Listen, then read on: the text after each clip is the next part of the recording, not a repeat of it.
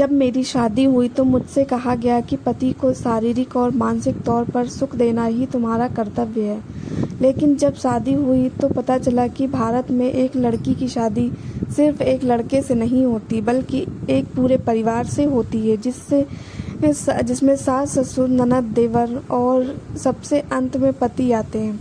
अब जब मैंने इसे महसूस किया तो डर गई कि अपने आप से मैं खुद तो संभलती नहीं हूँ, 4-5 लोगों को कैसे संभालूंगी।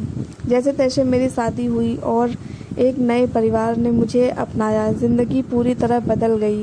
एक ही रात में मैं घर की लड़की से किसी के घर की बहू बन गई। मैंने अपनी सहेलियों में देखा था कि शादी के तुरंत बाद ही उनका और उनके ससुराल वालों से झगड़ा होने लगता था। मैं कभी भी नहीं चाहती थी कि मेरे साथ भी ऐसा हो। शादी के कुछ दिन सब ठीक चला, लेकिन कुछ समय बाद घर के लोगों की नज़र में मैं खटकने लगी थी। जब मैंने ये बात अपने पति से बोली तो उन्होंने मुझे बोला कि सबसे पहले अपने दिमाग से ये निकाल दो कि मायका तुम्हारा घर है और ससुराल तुम्हारा ससुराल। असल में ये ही तुम्हारा घर। जितना खुल के रहोगी और बाकी लोगों को समझने की कोशिश करोगी, तुम्हें उतना आसानी होगी। और यही बात उन्होंने घर के बाकी सदस्यों से कही कि ये इसी घर की सदस्य है, अगर इससे गलती हो तो इसे समझाओ, अगर इसे समझ ना आए तो डांटो। और मुझे भी बोला, अगर तुम गैर होती तो घर का कोई सदस्य तुम्हें डांटेगा या समझाएगा नहीं। ये बात मैंने भी ध्यान से सुनी और मैंने कुछ काम किए।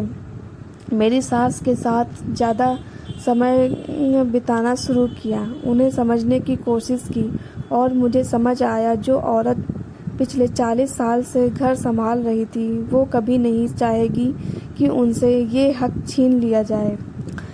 इसलिए अब मुझे कुछ भी करना होता तो मैं उनसे पूछती।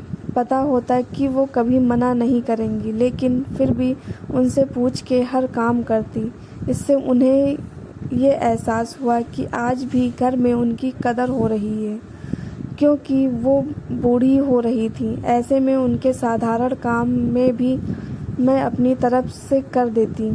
अब मैं घर में सास की फेवरेट थी। मेरी ननद से ज़्यादा मेरी सास मुझे मानने लगी।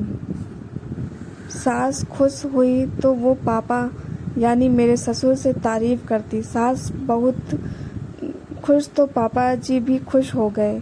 अब बचे ननद और देवर। इनके लिए कुछ ज़्यादा नहीं करना पड़ा, बस जो इन्हें खाना हो वो बना दो और अगर कभी मन ना करे तो मम्मी जी से बोल दो फालतू खाने की डिमांड कर रहे हैं। और इसके अलावा दोनों मुझसे छोटे हैं तो एक दोस्त जैसा व्यवहार किया और धीरे धीरे सब खुश हो गए।